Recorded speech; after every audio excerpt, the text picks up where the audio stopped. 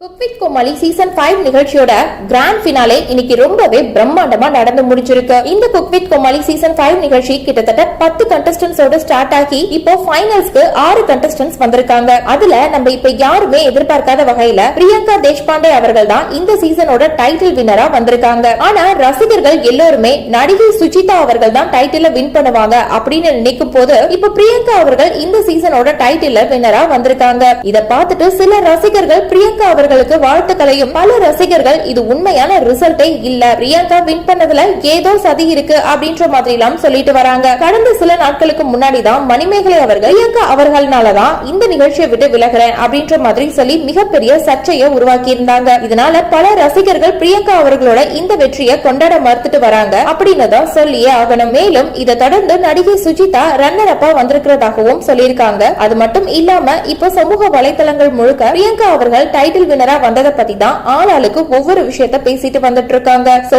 இந்த வீடியோவை பார்த்துட்டு இருக்க நீங்க பிரியங்கா தேஷ்பாண்டே அவர்கள் இப்போ இந்த குக் வித் கோமாளி சீசன் 5 நிகழ்ச்சியோட டைட்டில் வின்னரா வந்திருக்கிறத பத்தி நீங்க என்ன நினைக்கிறீங்க அப்படின்னு உங்களுடைய கருத்துக்களை கீழே உள்ள கமெண்ட் செக்ஷன்ல ஷேர் பண்ணுங்க. மேலும் இது போன்ற பல முக்கியமான செய்திகளை தெரிஞ்சுக்க நம்ம சேனலை மறக்காம சப்ஸ்கிரைப் பண்ணுங்க.